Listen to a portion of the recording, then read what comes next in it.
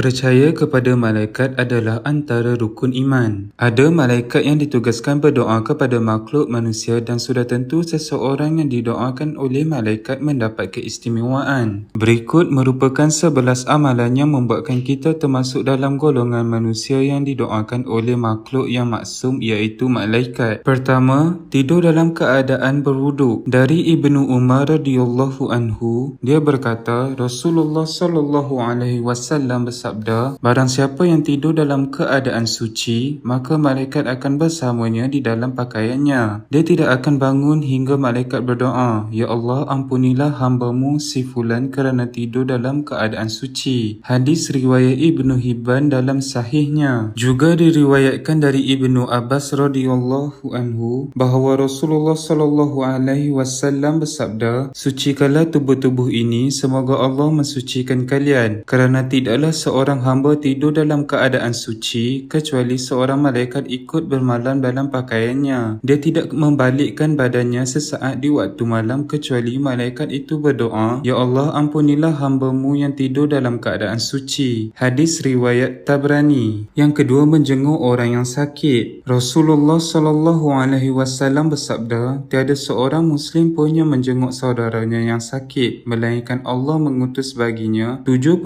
malaikat agar mendoakannya bila pun di siang hari hingga petang harinya, dan bila pun di petang hari hingga pagi harinya. Hadis riwayat Imam Ahmad dalam musnadnya. Yang ketiga, duduk menunggu waktunya solat. Rasulullah sallallahu alaihi wasallam bersabda, tidaklah salah seorang di antara kalian yang duduk menunggu solat selama ia berada dalam keadaan suci kecuali para malaikat akan mendoakannya, Ya Allah, ampunilah ia, Ya Allah, sayangilah ia. Hadis riwayat Imam Muslim dari Abu Hurairah. Yang keempat, solat jamaah di saf terdepan. Rasulullah sallallahu alaihi wasallam bersabda, sesungguhnya Allah dan para malaikatnya berselawat kepada orang-orang yang berada pada saf terhadapan. Imam Abu Dawud dari Barra bin Azib. Yang kelima, menyambung saf. Rasulullah sallallahu alaihi wasallam bersabda, sesungguhnya Allah dan para malaikat selalu berselawat kepada orang-orang yang menyambung safnya. Para imam iaitu Ahmad, Ibnu Majah, Ibnu Khuzaimah, Ibnu Hibban dan Al-Hakim meriwayatkan dari Aisyah. Yang keenam, duduk setelah solat jemaah. Rasulullah sallallahu alaihi wasallam bersabda, para malaikat akan selalu berselawat iaitu berdoa kepada salah satu di antara kalian selama ia ada dalam tempat solat, di mana ia melakukan solat selama ia belum batal wuduknya. Para malaikat berkata, Ya Allah, ampunilah dan sayangilah ia. Hadis riwayat Imam Ahmad dari Abu Hurairah. Yang ketujuh, solat subuh dan asar berjemaah. Rasulullah sallallahu alaihi wasallam bersabda, para malaikat berkumpul pada saat solat subuh, lalu para malaikatnya menyertai hamba pada malam hari yang sudah bertugas pada malam hari hingga ke subuh naik ke langit, dan malaikat pada siang hari tetap tinggal. Kemudian mereka berkumpul lagi pada waktu solat asar, dan malaikat yang ditugaskan pada siang hari hingga solat asar naik ke langit, sedangkan malaikat yang bertugas pada malam hari tetap tinggal. Lalu Allah bertanya kepada mereka, bagaimana kalian meninggalkan hamba-Ku? Mereka menjawab, kami datang sedangkan mereka sedang melakukan solat, dan kami tinggalkan mereka sedangkan mereka sedang melakukan solat. Maka ampunilah mereka pada hari kiamat. Hadis riwayat Imam Ahmad dari Abu Hurairah. Yang ke-8, orang yang mendoakan saudaranya tanpa pengetahuan orang yang didoakan. Rasulullah sallallahu alaihi wasallam bersabda, doa seorang muslim untuk saudaranya yang dilakukan tanpa sepengetahuan orang yang didoakannya adalah doa yang akan dikabulkan. Pada kepalanya ada seorang malaikat yang menjadi wakil baginya setiap kali dia berdoa untuk saudaranya dengan sebuah kebaikan. Maka malaikat tersebut berkata, amin, dan engkau pun mendapatkan apa yang ia dapatkan. Hadis riwayat Imam Muslim dari Ummu Darda. Yang ke-9, orang yang membelanjakan harta infak. Rasulullah sallallahu alaihi wasallam bersabda, tidak satu hari pun di mana pagi harinya seorang hamba ada padanya kecuali dua malaikat turun kepadanya. Salah satu di antara keduanya berkata, Ya Allah, berikanlah ganti bagi orang yang berinfak, dan lainnya berkata, Ya Allah, hancurkanlah harta orang yang kikir. Hadis riwayat Imam Bukhari dan Imam Muslim dari Abu Hurairah radhiyallahu anhu. Yang ke-10, orang yang sedang makan sahur. Rasulullah sallallahu alaihi wasallam bersabda, sesungguhnya Allah dan para malaikatnya berselawat, berdoa kepada orang-orang yang sedang makan sahur, insya-Allah termasuk di saat sahur untuk puasa sunnah. Hadis riwayat Imam Ibn Hibban dan Imam At-Tabrani dari Abdullah bin Umar radhiyallahu anhuma. Yang terakhir,